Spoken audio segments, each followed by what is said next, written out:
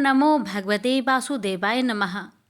प्यारे भक्तगणों, आज है बैसाख महीने की प्रथम गुरुवार का दिन। आज मैं आप सभी को सुनाऊंगी गुरुवार व्रत कथा। गुरुवार का दिन विष्णु भगवान और बृहस्पति देव को समर्पित होता है। इस दिन भगवान विष्णु की पूजा और व्रत करना बहुत ही शुभ माना जाता है। गुरुवार के दिन भगवान विष्णु की पूजा करने से माँ लक्ष्मी का भी आशीर्वाद प्राप्त होता है। इससे घर पर सुख समृद्धि और धन संपदा सदा बनी रहती है। साथ ही साथ गुरुवार का व्रत करने से वैवाहिक जीवन सुखमय बनता है। यदि कुंवारी कन्याएं इस व्रत को करती है तो उन्हें मन चाहे वर की प्राप्ति होती है और शादी में उत्पन्न हो रही बाधाएं आसानी से दूर हो जाती है। इसलिए प्यारे भक्तगणों, मनोवांछित फल प्राप्त करने के लिए बृहस्पतिवार का व्रत करना चाहिए। अगर आप व्रत नहीं कर सकते तो कथा का श्रवण करने से भी विष्णु भगवान और माँ लक्ष्मी की आप पर विशेष कृपा बनी रहेगी। आइए हम शुरू करते हैं कथा। सबसे पहले मैं आप सभी को सुनाऊंगी विष्णु भगवान की बड़ी ही दुर्लभ कथा और इसके बाद आप सभी श्रवण करेंगे बृहस्पतिवार व्रत की प्रमुख कथा आरती सहित। क्षीर सागर में भगवान विष्णु शेष शैया पर शयन कर रहे थे। सागर में भयंकर गर्जना के साथ ऊंची ऊंची तरंगे उठ रही थी, पर उन तरंगों के कारण भगवान विष्णु के आराम में रंच मात्र भी बाधा नहीं हो रही थी। वे उन तरंगों और तरंगे की गर्जना से भी सुख से शयन कर रहे थे, जैसे उनके लिए कुछ हो ही नहीं रहा हो। सहसा भगवान विष्णु की नाभि से एक सुंदर कमल प्रफुल्लित हो उठा। उस कमल ने धीरे धीरे बढ़कर विशाल आकार धारण कर लिया। संयोग की बात, उसी समय वहाँ प्रजापति ब्रह्मा जी उपस्थित हुए। उन्हें विष्णु की नाभि से निकले हुए कमल को देखकर बड़ा विस्मय हुआ। उन्होंने विष्णु से नम्रतापूर्वक पूछा, भगवान, आपकी नाभि से यह कैसा कमल निकला हुआ है? क्षीर सागर में ऊंची ऊंची तरंगे क्यों उठ रही है? विष्णु ने उत्तर दिया, ब्रह्मा जी, आप यह सब कुछ देख रहे हैं, वह मेरे लिए कुछ भी नहीं है, क्योंकि यह सब कुछ मुझ में ही समाविष्ट है। छोड़िए इस बात को, कहिए आपकी स्थिति क्या है? ब्रह्मा जी ने उत्तर दिया, जो आपकी स्थिति है वही मेरी स्थिति है, आप चाहे तो स्वयं देख सकते हैं। विष्णु मुस्कुरा उठे। वे अत्यंत लघु रूप धारण कर मुख के द्वार ब्रह्मा के भीतर चले गए। उन्होंने वहां लोक आदि देखे। वे उन सभी लोकों में परिभ्रमण करने लगे। जब सबको देख चुके तो पुनः बाहर निकल आए। उन्होंने ब्रह्मा जी से कहा, आपका तप अद्भुत है। आपकी तप शक्ति से आपके भीतर अनगिनत लोकों की रचना हुई है। आप धन्य है। ब्रह्मा जी के मन में गर्व का विकार उत्पन्न हो गया। उन्होंने भगवान विष्णु से कहा, आपने तो मेरे भीतर के लोकों को देख लिया, मैं भी आपके भीतर का ब्रह्मांड देखना चाहता हूँ। ब्रह्मा जी अपने कथन को समाप्त करते हुए लघु रूप धारण कर मुख के द्वार विष्णु भगवान के भीतर चले गए।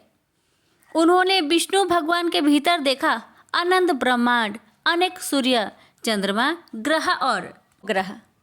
ब्रह्मा जी विस्मय के कारण सागर में डूब गए। उसी समय विष्णु को परिहास सूझा। उन्होंने ब्रह्मा जी को भ्रम में डालने के लिए अपने नेत्र बंद कर लिए। चारों ओर अंधकार ही अंधकार छा उठा। ब्रह्मा जी ब्रह्मांड में भटकने लगे। बहुत प्रयत्न करने पर भी उन्हें बाहर निकालने का मार्ग नहीं मिल रहा था। भ्रम में पड़े हुए ब्रह्मा जी विष्णु की नाभि के पास पहुंचे। वे नाभि से निकले हुए कमल के द्वारा बाहर निकल आए। ब्रह्मा जी बाहर निकलकर कमल के ऊपर बैठ गए। वे गर्भ में डूबकर सोचने लगे कि विष्णु मुझे भीतर बंद कर लेना चाहते थे, पर मैंने भी उन्हें कैसा बनाया। मैं उनके न चाहने पर भी किस तरह बाहर निकल आया। ब्रह्मा जी का मन गर्व से फूल उठा। तभी वहाँ दो प्रचंड दैत्य उपस्थित हुए। उनमें एक का नाम था मधु और दूसरे का नाम था केटक। दोनों विशाल कमल की नाल को पकड़कर हिलाने लगे। अब तो कमल के ऊपर आसीन ब्रह्मा जी चिंतित हो गए। वे भयातुर होकर इधर उधर देखने लगे, पर कहीं भी उन्हें विष्णु जी दिखाई नहीं पड़े। ब्रह्मा जी ने देखा कि कमल नाल पानी के भीतर समाई हुई है। वे लघु रूप धारण कर कमल नाल के द्वार नीचे उतरते चले गए और वहां जा पहुंचे जहां विष्णु शेष शैया पर शयन कर रहे थे। ब्रह्मा जी को भयातुर देखकर विष्णु मुस्कुरा उठे। उन्होंने प्रश्न किया, कहिए ब्रह्मा जी, क्या बात है? ब्रह्मा जी ने उत्तर दिया, दो प्रचंड दैत्य सागर में उत्पात मचा रहे हैं। भगवान विष्णु ने मुस्कुराते हुए नेत्र बंद कर लिए और मुख को खोल दिया। आश्चर्य, उनके मुख से एक तेजोमयी पुरुष प्रकट हुआ जो उन्हीं के समान था। ब्रह्मा जी चकित विस्मित दृष्टि से उस पुरुष की ओर देखने लगे। ब्रह्मा जी अभी देख ही रहे थे कि एक और पुरुष विष्णु के मुख से प्रकट हुआ जो उन्हीं के सदृश था। ब्रह्मा जी तीन तीन विष्णु देखकर विस्मय की तरंगों में डूब गए। विष्णु ने अपने नेत्र खोलकर कहा, ब्रह्मा जी, ये दोनों मेरे ही रूप है, विष्णु और जिष्णु। विष्णु ने विष्णु और जिष्णु को आदेश दिया कि वे ऊपर जाकर मधु और केटप से युद्ध करें। ब्रह्मा जी पुनः कमल के आसन पर जाकर बैठ गए। विष्णु और विष्णु भी ऊपर कमल के समीप जा पहुंचे। उन्होंने मधु और केटप दोनों को युद्ध के लिए ललकारा। मधु और केटप तो पहले से ही युद्ध के लिए उद्धत थे, पर वे अपने सामने दो दो विष्णु को देखकर विस्मित हो उठे। उन्हें समझ नहीं आ रहा था कि कौन विष्णु है और वे किसके साथ युद्ध करें। दोनों दैत्य कुछ दूरी पर चले गए और अदृश्य हो गए। ब्रह्मा जी ने सोचा कि दोनों दैत्य डरकर भाग गए होंगे, पर नहीं, वैसा नहीं हुआ। वे बड़े मायावी राक्षस थे। वो दोनों छिपकर योजना बना रहे थे। मधु और केटप ने अपनी शक्ति से विष्णु भगवान के रूप में अपने रूप को बदल लिया। दोनों विष्णु भगवान का रूप धारण करके ब्रह्मा जी के पास पहुंचे। ब्रह्मा जी तो अपने सामने चार चार विष्णु भगवान को देखकर चकरा गए। विष्णु रूपधारी मधु और केटप ने ब्रह्मा जी से कहा, देखो, हम तुम्हारे विष्णु से किसी प्रकार में कम नहीं है। मधु और केटप ने अपनी महत्ता प्रकट करने के लिए जल को स्थिर बना दिया। जल शीशे के समान कठोर हो गया था। जल में रहने वाले जीव जंतु छटपटाने लगे, बिलबिलाने लगे। विष्णु और विष्णु ने मधु केटप पर आक्रमण कर दिया। भयंकर युद्ध होने लगा। बहुत दिनों तक युद्ध चलता रहा। युद्ध का अंत नहीं होने को आ रहा था।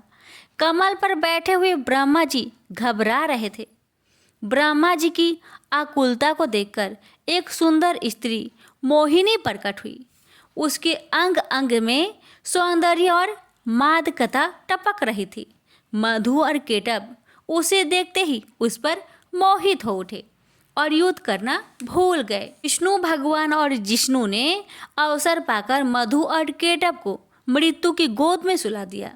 दोनों की मृत्यु होते ही विष्णु और जिष्णु अदृश्य हो गए और मोहिनी भी अदृश्य हो गई। ब्रह्मा जी भय से मुक्त हो गए। वे विष्णु के समक्ष उपस्थित हुए। विष्णु ने मुस्कुराते हुए प्रश्न किया, कहिए, अब तो कोई संकट नहीं है ना? ब्रह्मा जी के मन का गर्व ध्वस्त हो चुका था। उन्होंने सिर झुकाकर उत्तर दिया, प्रभु, जिस पर आपकी कृपा हो उसके लिए संकट कैसा, पर भगवान की कृपा कैसे प्राप्त होती है? मन का अभिमान छोड़ने पर, सबको अपने समान समझने पर। प्रेम से बोलिए लक्ष्मी नारायण की जय।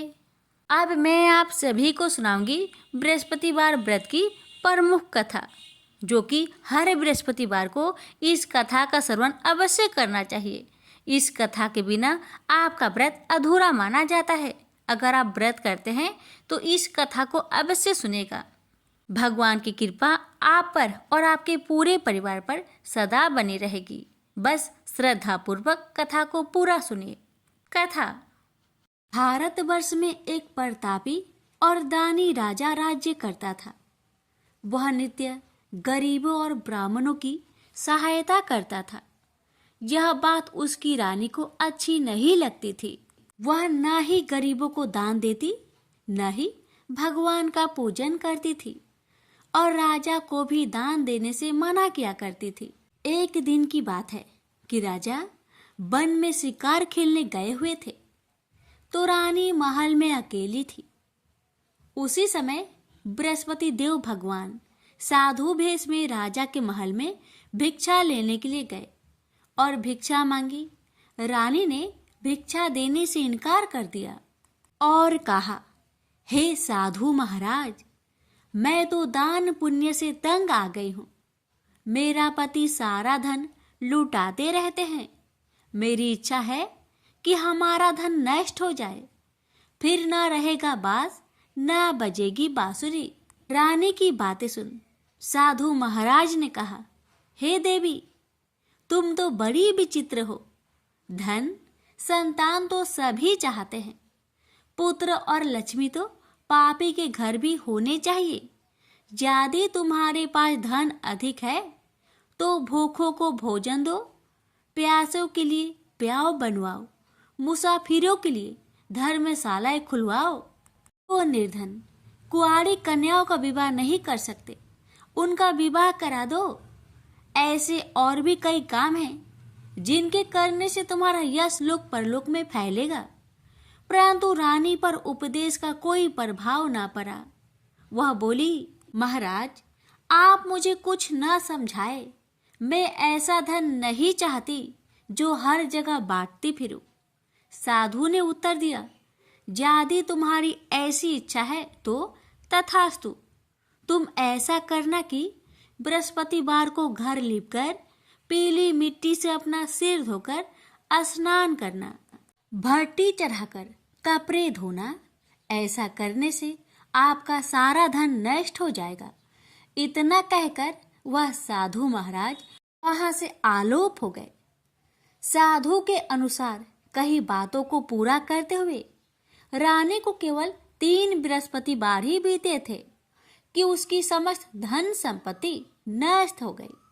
भोजन के लिए राजा का परिवार तरसने लगा। तब एक दिन राजा ने रानी से बोला कि हे रानी, तुम यहीं रहो, मैं दूसरे देश को जाता हूँ, क्योंकि यहाँ पर सभी लोग मुझे जानते हैं, इसलिए मैं कोई छोटा कार्य नहीं कर सकता। ऐसा कहकर राजा परदेश चला गया। वहां वह जंगल से लकड़ी काट कर लाता और शहर में बेचता। इस तरह वह अपना जीवन व्यतीत करने लगा। इधर राजा के प्रदेश जाते ही रानी और दासी दुखी रहने लगी। एक बार जब रानी और दासी को 7 दिन तक बिना भोजन के रहना पड़ा, तो रानी ने अपनी दासी से कहा, हे दासी, पासी के नगर में मेरी बहन रहती है, वह बड़ी धनवान है। तू उसके पास जा और कुछ ले आ, ताकि थोड़ी गुजर बसर हो जाए। दासी रानी की बहन के पास गई, लेकिन उस दिन गुरुवार का दिन था और रानी की बहन बृहस्पतिवार का व्रत करती थी। उस समय व्रत पूजन करके वह बृहस्पति भगवान की कथा सुन रही थी।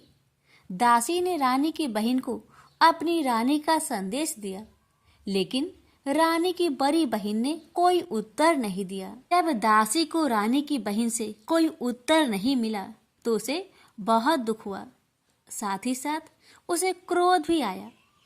दासी ने वापस जाकर रानी को सारी बात बता दी। रानी ने सुनकर अपने भाग्य को कोसा। उधर रानी की बहन ने सोचा कि मेरी बहन की दासी आई थी, परंतु मैं उससे नहीं बोली, इससे उसे बहुत दुख लगी होगी।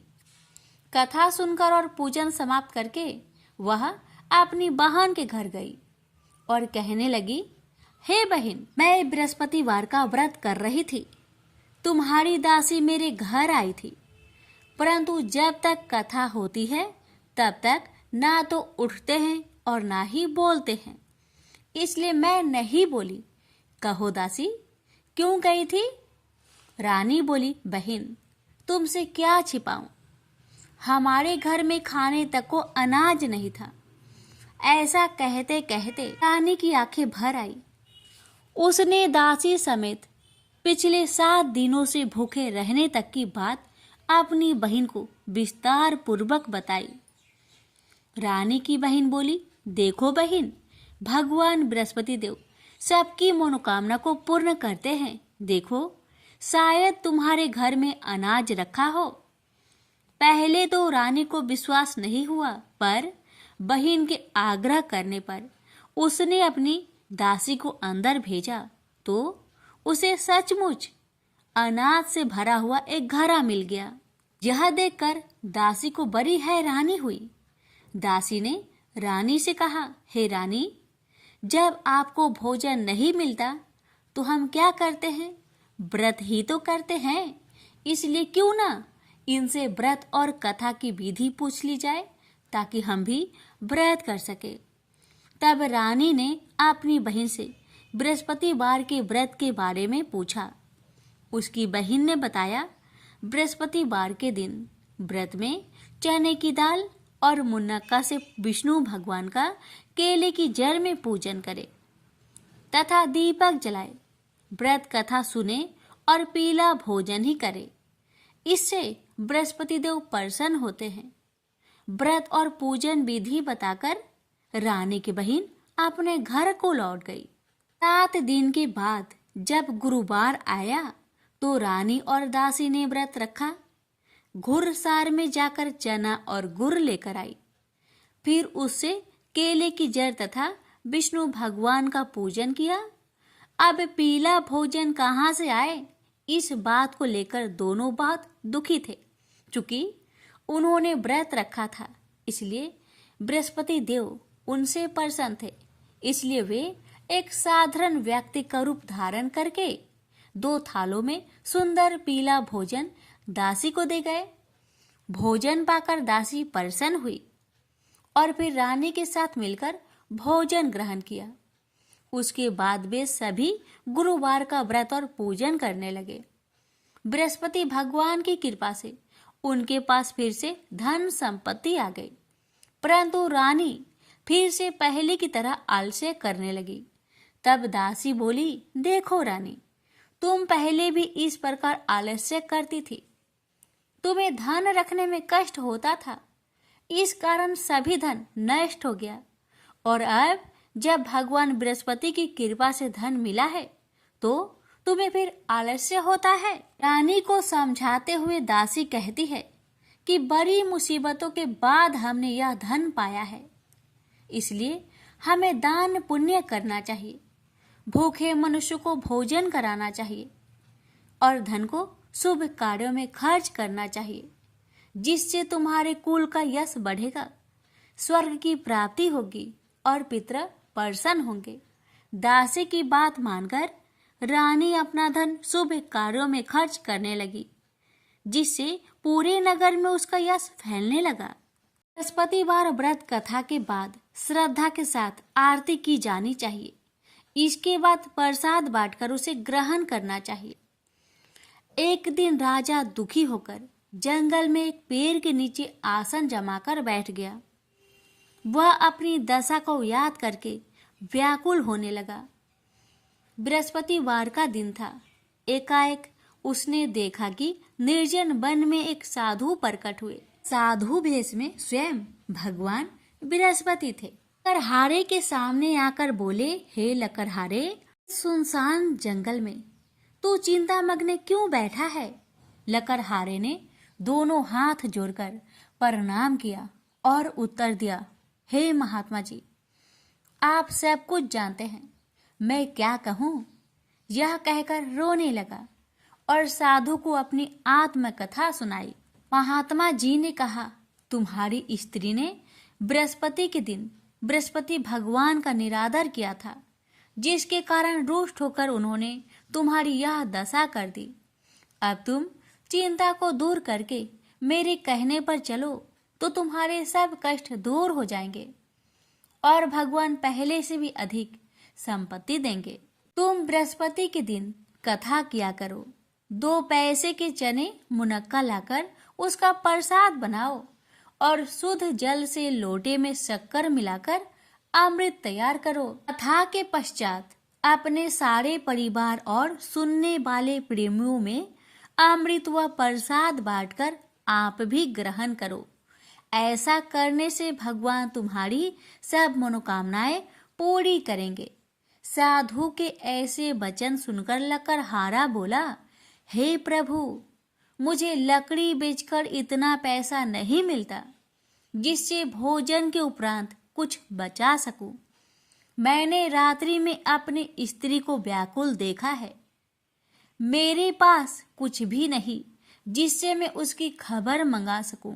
साधु ने कहा, हे लकड़हारे, तुम किसी बात की चिंता मत करो।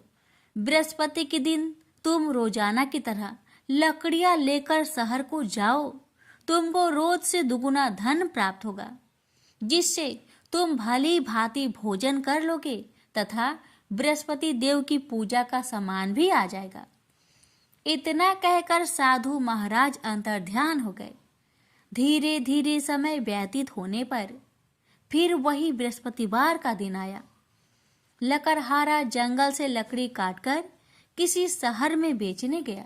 उसे उस दिन और दिन से अधिक पैसा मिला। राजा ने चना, गुड़ आदि लाकर गुरुवार का व्रत किया। उस दिन से उसके सभी कलेश दूर हो गए। परंतु जब दोबारा गुरुवार का दिन आया तो बृहस्पतिवार का व्रत करना भूल गया। इस कारण बृहस्पति भगवान नाराज हो गए।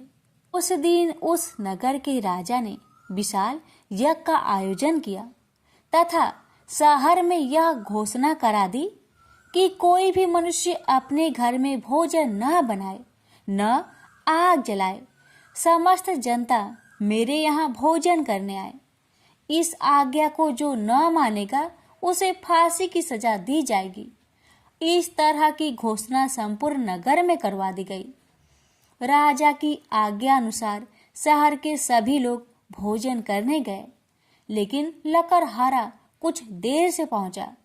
इसलिए राजा उसको अपने साथ घर ले गए और ले जाकर भोजन करा रहे थे तो रानी की दृष्टि उस खूंटी पर पड़ी जिस पर उसका हार लटका हुआ था, जो कि वह वहां पर दिखाई नहीं दिया।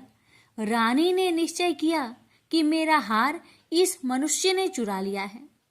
उसी समय सिपाहियों को बुलवाकर उसको कारागार में डलवा दिया गया।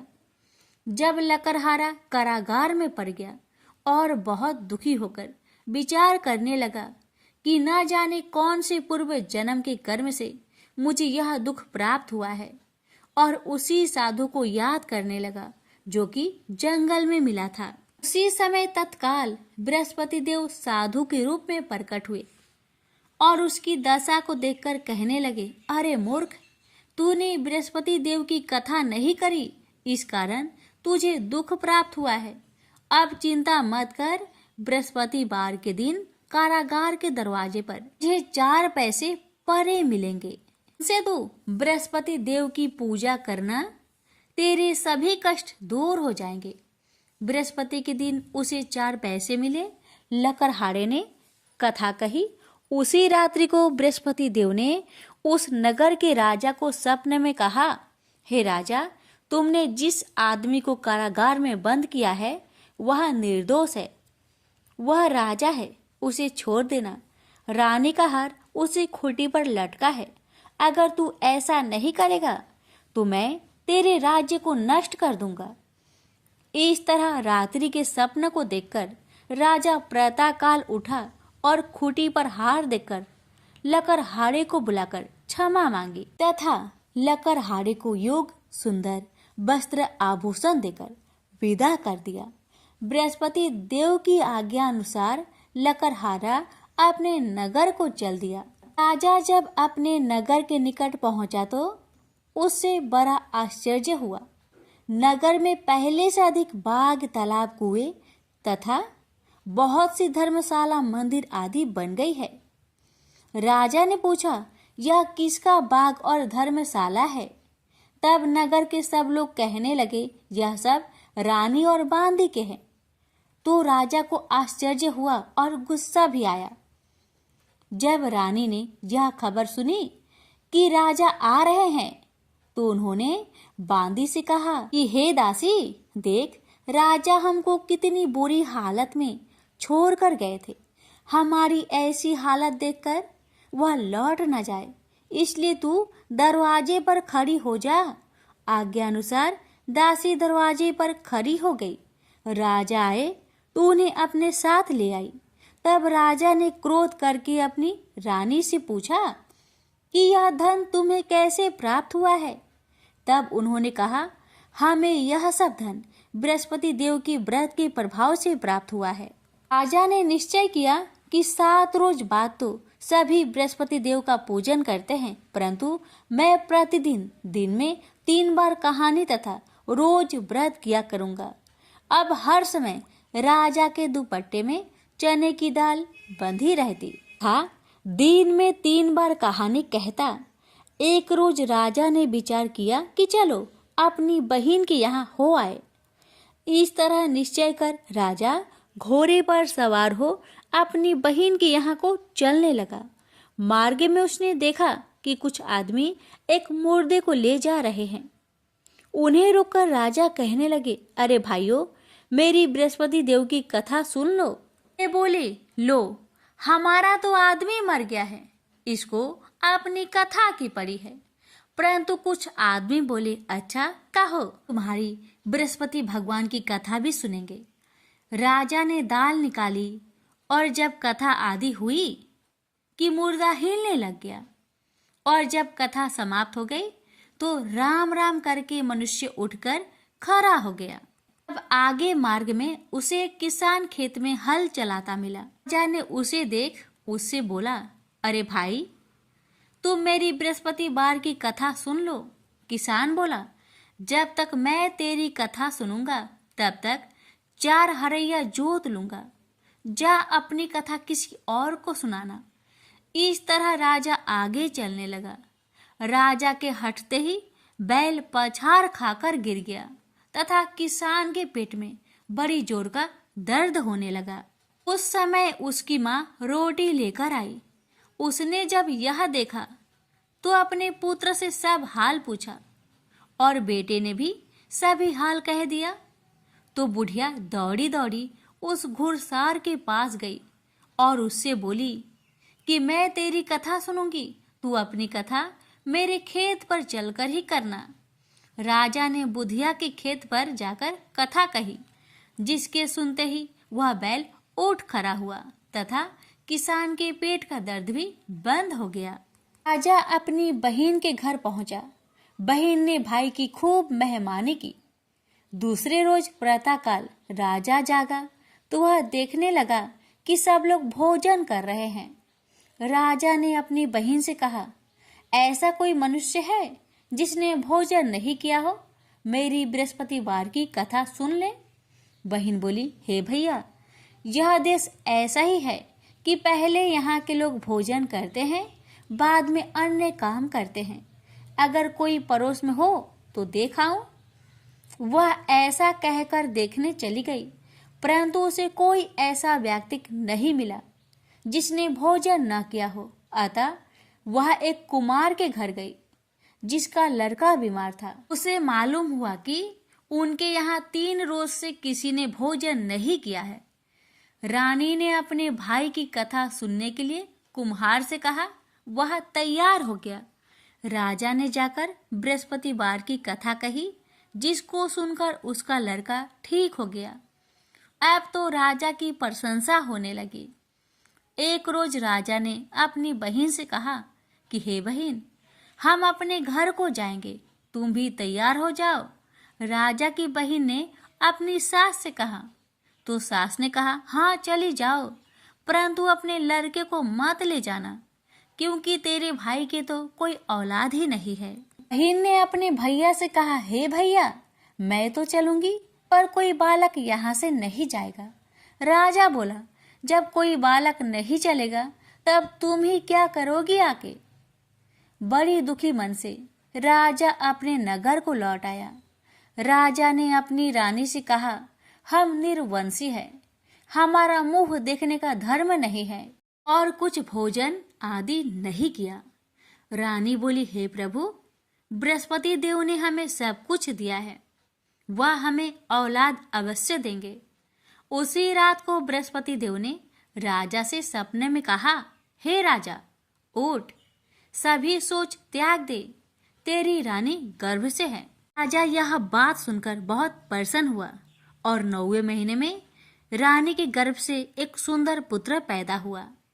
तब राजा बोला, हे रानी, स्त्री बिना भोजन के रह सकती है, पर बिना कहे नहीं रह सकती। जब मेरी बहन आवे तुम उसे कुछ मत कहना।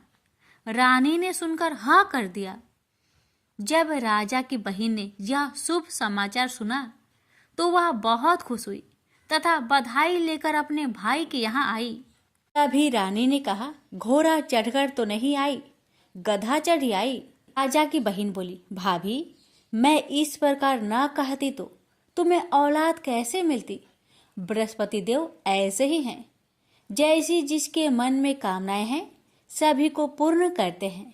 जो सद्भावना पूर्वक बृहस्पतिवार का व्रत करता है एवं कथा को पढ़ता अथवा सुनता है, दूसरों को सुनाता है, बृहस्पति देव उसकी सभी मनोकामना पूर्ण करते हैं। भगवान बृहस्पति देव उसकी सदैव रक्षा करते हैं।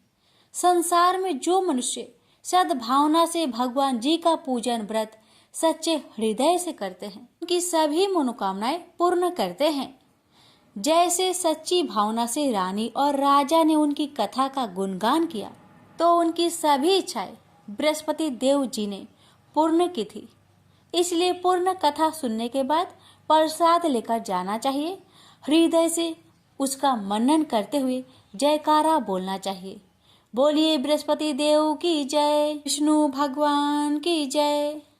बृहस्पतिवार की पावन आरती। जय बृहस्पति देवा, ओम जय बृहस्पति देवा, छिन छिन भोग लगाऊं कदली फल मेवा। ओम जय बृहस्पति देवा, जय बृहस्पति देवा, तुम पूर्ण परमात्मा, तुम अंतर्यामी, जगत पिता जगदीश्वर, तुम सबके स्वामी। ओम जय बृहस्पति देवा, जय बृहस्पति देवा, चरणामृत निज निर्मल, सब पातक हरता, सकल मनोरथ दायक, कृपा करो भरता। ओम जय बृहस्पति देवा, जय बृहस्पति देवा। तन मन धन अर्पण कर जो जन शरण परे, प्रभु प्रकट तब होकर आकर द्वार खरे। ओम जय बृहस्पति देवा, जय बृहस्पति देवा, दीन दयाल दयानिधि, भक्तन हितकारी, पाप दोष सब हरता, भव बंधन हारी। ओम जय बृहस्पति देवा, जय बृहस्पति देवा, सकल मनोरथे दायके, सब संचय हारो, विषय विकार मिटाओ, संतन सुखकारी। ओम जय बृहस्पति देवा, जय बृहस्पति देवा। जो कोई आरती तेरी प्रेम सहित गावे, जेठानंद आनंद कर सो निश्चय पावे।